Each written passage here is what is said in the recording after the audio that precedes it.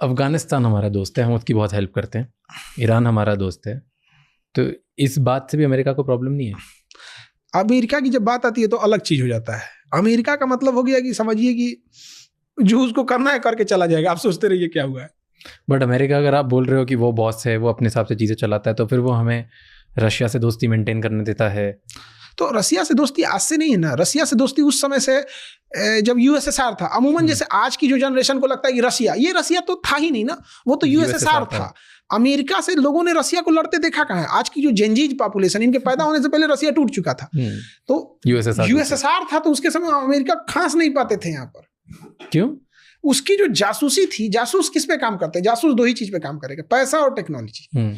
अगर ये नहीं है तो जासूस काम नहीं कर पाएगा। इंडिया में जैसे किसी को आप देखिए, अमेरिका में किसी को है, आप अभी अमेरिका में किसी को आप दीजिएगा 50,000 रुपया दो, हमें बात बताना है, वो देगा? बात नहीं बताएगा। इंडिया में 50,000 में सब बात बता देगा। आपको गांव की जासूसी नहीं करनी है, गांव में बैठना है, किसी एक आदमी पकड़ना है, 10,000 रुपया पकड़ो, सब बात बता देगा। तो जासूसी पैसे पे डिपेंड करता है, और रसिया के पास पैसे खत्म हो गए। हाँ, तब खत्म हो गया, इसीलिए खत्म। Okay, coming to America.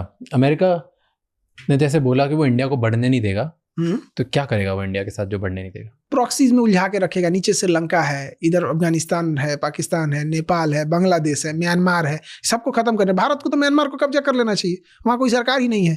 अब म्यांमार हमारा ही था। 1937 के अधिनियम के तहत, 1935 के अधिनियम के तहत 37 में अलग हुआ, यानी आज़ादी के 10 साल पहले। खत्म करके ले ले, और ईजी भी हो जाएगा।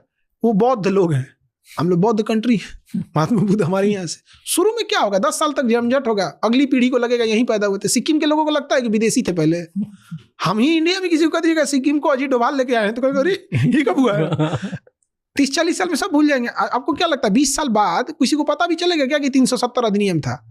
आज किसी से पूछिए कोरोना क्या था, तो लोग भूल जाते हैं, हाँ था ऐसा कुछ। क्या हुआ कोरोना में? पूरी दुनिया परेशान थी। आज किसी को याद रहता है? समेट देना चाहिए उसको। कोई सरकार और का नहीं है म्यांमार में। तो आपको लगता है कि इंडिया की जो अभी पॉलिसी है वो है न्यूट्रलिटी, कि हम सबके दोस्त हैं, हमसे हमारी किसी से दुश्मनी नहीं है, friend of all is friend of none? तो आपको लगता है गलत है ये? इंडिया की ओरिजिनल पोजीशन क्या है? आपको क्या लगता है, साइलेंस अच्छी स्ट्रैटेजी की नहीं? साइलेंस अच्छी स्ट्रेटजी जरूर है, बट आपको साइलेंट रहने दे तब तो। आप हो तो सही साइलेंट। किस मैटर पे? हर मैटर पे आप चुप हो। आप जब आपके साथ खराब होता है तब भी चुप रहते हो। वहां पे नहीं, हम बोलना चाहते हैं फिर भी चुप हैं, ये एक अलग चीज होता है, और हम चुप हैं वो अलग चीज होता है। क्या बांग्लादेश में जो हुआ, शेख हसीना की सरकार हटाई गई, क्या हम खुश थे? बावजूद चुप रहना पड़ा, ये गलत था। बांग्लादेश के बगल में म्यांमार में आंग सान सू की, हमारे यहाँ से इंडिया से पड़ी हुई थी, म्यांमार में हमारे फेवर की सरकार थी। वहां हमारे बिना मर्जी की सरकार बनाना पड़ा, हमें चुप रहना पड़ा। हम खुश किस पे थे? नेपाल वाले पे। मार जेनजी सब छोड़ दिया, सब गड़बड़ किया, सब मार के।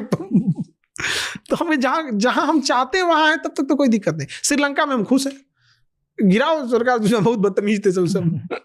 तो हमारे दो पड़ोसी में पर ये अच्छी स्ट्रैटेजी नहीं है कि जब आपके साथ बहुत कुछ अच्छा चल रहा है तब भी आप चुप हो, जब बहुत गंदा चल रहा है तब भी आप चुप हो, ताकि आपके देश का फायदा देख सको। आप धीरे धीरे फायदा होते जा रहे हैं। दुनिया में ना, इससे क्या होता है ना कि हमारा वो वाला लोग विचार करने में ऐसे सोचता है, अरे वो तो एकदम चुप रहता है। जैसे हमारे दोस्तों में नहीं होता है, कोई एकदम चुप है तो कोई डिसीजन लेना होता है, अरे छोड़ो इसको, एकदम चुप रहता है यहाँ पे। तो थोड़ा सा वो वाला होने लगता है, और हमारी मजबूरी भी है। ऐसा नहीं है कि हम मतलब ज्यादा दादागिरी कर देंगे। अमेरिका आज हम लोग पे कुछ कर सकते हैं क्या? उठा के दे देगा आदमी एक तो परमाणु बम। हम चाइना के साथ कुछ कर सकते हैं। अभी इंडिया को मेन फोकस करना चाहिए अपने पैसे पे, इकोनॉमी पे। तो वो कर तो रहे हैं हम धीरे धीरे, और वहीं पे ध्यान है जहां से हमारा पैसा बन रहा है वहां, इसलिए हम चुप हैं। तो आज की तारीख के हिसाब से तो ये स्ट्रैटेजी सही है ना? बिल्कुल। लेकिन दिक्कत कब आएगी? जैसे मान के चलिए हम इकोनॉमी पे सही कर रहे हैं, और उधर पेट्रोल 100 की जगह 150 हो जाए, तो फिर तो घूम फिर के वही आ जाता है। और हम अपनी इकोनॉमी पे ध्यान दे रहे हैं, और अमेरिका देख लेगा इकोनॉमी पे ध्यान दे रहा है, पाकिस्तान को पैसा देगा, फिर वो एक तो पहलगाम टाइप का कर देगा, फिर डिस्टर्ब कर देता है। तो हम लोग को ना डिस्टर्ब ज्यादा करने लगते हैं सब। और हम लोग की ना ज्योग्राफी भी ऐसी है कि बदतमीजों से हम लोग घिरे हुए हैं। इधर बांग्लादेश है, कुछ भी बोल देगा, कर हम ग्रेटर बांग्लादेश। वो पागल था यूनुस, कर रहा है कि ग्रेटर बांग्लादेश बनाएंगे, और बिहार को भी शामिल किया था। हम लोग बांग्लादेश को बिहार बना देंगे। पटना को शामिल किया था अपने देश में। हम कह रहे बदतमीज कहेंगे, हम लोग आ जाएंगे ना बिना लुंगी का ले जाएंगे। तो अजीब अजीब ऐसा जिसको मन वो, मतलब आप हिम्मत देखिए उसकी। वो पश्चिम बंगाल, उड़ीसा और बिहार को, और उधर आसाम असम को मिला के कर हम ग्रेटर बांग्लादेश बनाएंगे। पॉसिबल है?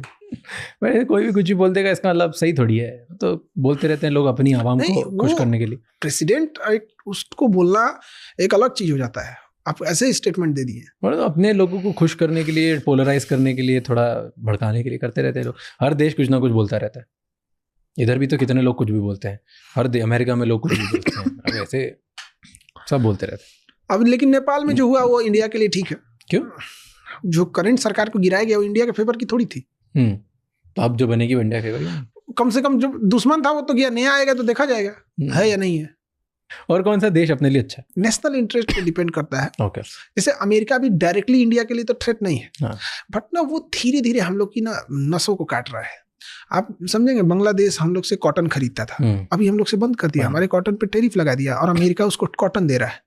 तो अमेरिका का मेन ऑब्जेक्टिव टैरिफ लगाने का भी तो यही है कि उसको उसके एग्रीकल्चरल सीड्स जो हैं वो बेचने हैं। और आज तक चाइना खरीदता था, अब चाइना ने कम कर दिया तो उसको अब दूसरा चाहिए। दूसरा है इंडिया वो करने नहीं देता, क्योंकि इंडिया MSP लगा के रखता है कि हम सस्ते में बेचने नहीं देंगे। इसी बात के तो टैरिफ लगा रहा है वो। यही तो उसका दिक्कत है कि टैरिफ पे भी बैन लगा दिया ना, उसके टैरिफ सिस्टम को तो वहाँ के सुप्रीम कोर्ट ने खत्म कर दिया। पर इसी बात की जो लड़ाई थी, उसको तो एग्रीकल्चरल ग्राउंड चाहिए था ना, कि वो उधर की दालें हैं, उधर की सीड्स, उधर की चीज़ें जो आर्टिफिशियली बनाता है सस्ते में, उधर बेचे सस्ते में, ताकि उधर के लोगों को प्रॉफिट हो। और यहाँ और इंडिया एग्रीकल्चर लेता नहीं है। बेचे ठीक है, उससे कोई दिक्कत नहीं, बेचने के लिए सरकार गिरा देता है, ये दिक्कत है।